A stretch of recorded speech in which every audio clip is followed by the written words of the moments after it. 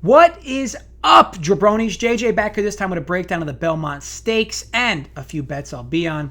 I know, it's practically been like I've been on milk cartons for the last few months, but fret not, I'm alive. Kind of feels like Jesus on Easter. Now I can already envision, like with this video, all the horse handicappers getting so triggered at this. Here's my horse racing resume for those who may not think I dabble in this arena. I've watched all 9 seasons of My Little Pony. Just an incredible series on true friendship and a group of ponies. I've gone horseback riding once, so I know the trials and tribulations of what it means to be a jockey. And how could I forget? I once shook hands with a relative of someone who owns a horse. So based on the transitive property, yes, I shook the hands of an owner of a horse. I know what you're thinking, like, damn, that resume is filled with horse girth. You're 100% right. And as if like the resume couldn't get any juicier, have you noticed my horse racing expert hat? You'll see plenty of D-bags wearing these hats at horse races, thinking it might land them some carpet. I'm wearing it though in the spirit of no fans being at this race, and I'm just kind of trying to fill the void for you guys. I also usually wear this hat when I climax. Now, I've bet the Triple Crown every year since I was 18. I did the Preakness vid on here last year and nailed War of Will as the winner at 6-1. The haters will say small sample size. I grew up 15 minutes from the Meadowlands, where the Giants and Jets play. Countless trips with my pops over to that horse track since I've been in diapers. He'll tell you I'm still in diapers. Maybe he's right, but this family has generations of pants shitters. That's just really not my fault. Now, am I going to be one of those big dick horse handicappers that guarantees you victories? Absolutely not. But I'll provide you some helpful perspective on each horse and why I'm betting who I'm telling you. And if nothing else, I think you'll find the breakdowns helpful for any bets you want to make. Now, speaking of massive erections, we have a horse race here to break down. Now, interesting that the Triple Crown will be ran at different order than normal. Obviously, it's usually Derby, Preakness, Belmont. This year, though, it's going to be the Belmont leading off. And it will actually be the shortest track of the 3, only run at 9 furlongs versus the usual 12. In 2020, where Finkel is Einhorn, the Belmont will be the shortest leg of the Triple Crown. With this info, you can basically throw out all previous info you have on races at Belmont. They're almost all meaningless. Now, I'm going to run through these horses in order, give you a brief description of each, their post, in order by post. I'll give you their odds, and then I'll give you my full selections after. Now, Tap It to Win is the one horse, sits at 6-1. In my opinion, this is the best horse for this racetrack and my favorite to win the race. Sort of a late bloomer who's come on the scene recently with very impressive showings, adjusting for medians based on race time and distance. Tap It to Win has had the 2 best race showings out of all the horses. Finished an 8.5 furlong race in under 1:40. No other horse has this on the resume, including the favorite Tiz the Law. Question mark here is at 9 furlongs. Will this be this will be the longest race of Tap It to Win's career? As the one horse, he'll be forced to grab the lead early to establish the post. And he definitely has the speed throughout to keep the lead, and then top speed to finish. Just a matter of if he can. I do like his chances, and he is my favorite to win this race at 6-1. Sol Volante comes in as a second favorite at 9-2, or as the cool kids say, 4.5-1. He ran just over a week ago at Gulfstream. Trailed for much of the race as the second favorite going in, even trailed as much as 10 lengths back, but found some late speed and won comfortably 3/4 lengths ahead of second place. That late speed is kind of what's drawn me to him. He ran that 1 mile track in 1:34, which is actually very good compared to these other horses. Now, late speed is a common theme among a lot of these horses here, which makes sense based on the shorter track. Sol was coming off a long layoff before this most recent race where he ran really well. He's got good starting position. Question is, will it take him long again to get established? And I do believe he hangs around late, and this is a horse I'm going to want in my exactas and trifectas. Max Player, the 3 horse at 15-1, could certainly flirt in the mix, but this is a horse I'm going to take a stand on and fade. He draws Joel Rosario as a late jockey swap, who was on the winner Sir Winston in last year's Belmont. This will be Rosario's first time riding Max Player, though, so there's question marks of a comfortability factor there. Max Player is a closer, though. Career debut at Parks, closed from back of the pace to second by half length. Also won the Grade 3 Withers Stakes on Feb 1 at Aqueduct, closing from 6th for a 3 1/4 length win.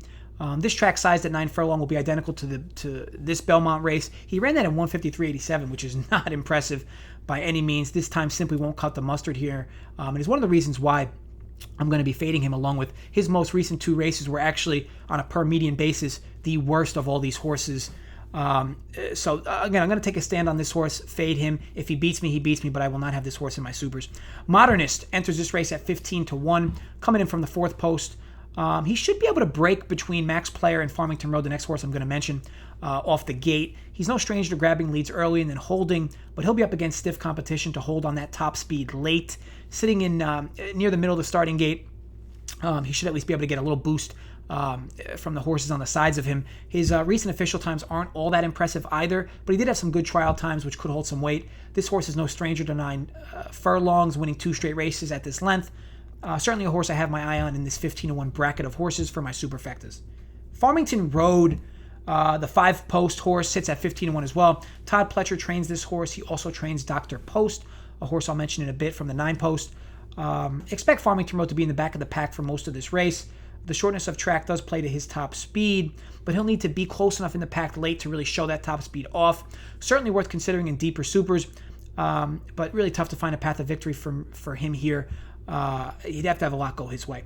4 Left is 30-1, races out of the 6th post. This horse is a pure sprinter, only racing above 1 mile once in his 9 races. This will also be the longest run of 4 Left's career. Expect him to be near the front of the pace for much of it. Stamina, though, and lack of potential speeding against this competition is in question. He is coming off a win at the UAE 2000 Guinness at the 1 mile track, but the time wasn't all that impressive at 1:38. I will expect him to concede speed to other horses, but it's not crazy to think if he has a lead later, if he's close enough, he could find his way into supers. Jungle Runner, the biggest underdog in this race, comes from the 7 spot, 50-1. Bunch between Tiz the Law and 4 Left. It's crazy to imagine this horse gets an early break from those two, who are very quick off the gate.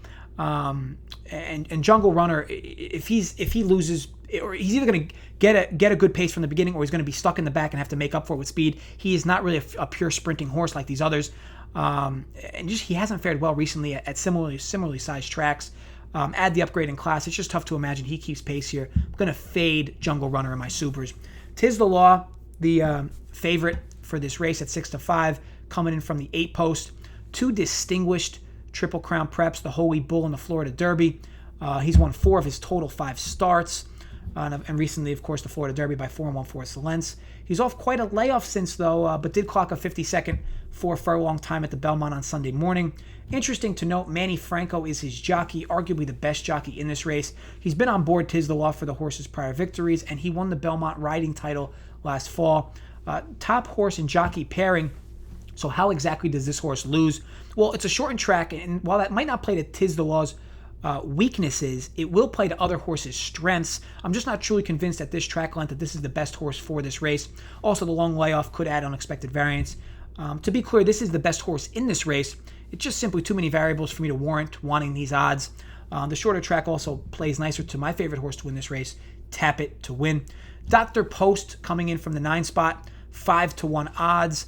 Comes off winning 2 straight races, so he does have some steam coming into here. The track length is certainly where he's comfortable, but this is a huge step up in class, much like it is with a bunch of these other horses. I simply can't look past his good times recently, though. And Todd Pletcher's his trainer, also, again, training Farmington Road. This horse, though, is built differently than Farmington Road in that he'll need to keep pace early and hang around for a shot late. I'm just concerned over his top speed versus upgrading class, but keeping pace should not be an issue for Dr. Post. I do like him to stay involved late, so I want him in exactas and trifectas. Pneumatic is the 10th and final horse at 8-1. Not totally against this horse, but he's certainly my least favorite of the 10-1 or better odds. My concern with Pneumatic is being in the 10th post. He's going to have to run the longest race, and he's bunched next to 2 very strong horses, so he's going to have to either use a lot of energy early on to break those 2 from the front, or he'll wind up getting stuck too far in the back, and he's not going to have enough pace to catch up. Just not a spot I really want to be involved in. This is going to be another spot where I take a stance on, and I'm going to fade Pneumatic. If he beats me, he beats me. But again, to realistically profit from supers, you're going to need to take stands on horses. So it goes without saying that I'm on Tap It to Win, the number 1 horse here at 6-1. As mentioned, I'll be fading the 3-horse Max Player, the 7-horse Jungle Runner, and the 10-horse Pneumatic. I'll be flirting with exactas and trifecta boxes with horses 2, 8, and 9, comboed with the 1. For exacta boxes, that'll be 6 total bets. For trifecta boxes, that would be 24 total bets. For supers, you can go as low as 10 cents and get frisky with all the trifecta horses I stated, and key the remaining horses that I'm not fading in that 4 slot. It would basically look like this: 1, 2, 8, 9 with 1, 2, 8, 9 with 1, 2, 8, 9 with 4, 5, 6. That should total for you 72 bets. Ultimately, though, I will be on the one horse to win at 6-1. I know Tiz the Law comes into here with a lot of steam, and he's going to gain a lot of media attention as the horse that has the best shot at the Triple Crown. Problem is, Triple Crown's just run differently this year with Belmont being shorter, and I'm just not in love with his speed for a short track like this. I just see the one horse as the strongest at this length. One race, though, absolutely anything can happen, though, so always bet within your means. I want to thank you all for watching. If you enjoyed, thumbs up. Create some fake accounts more.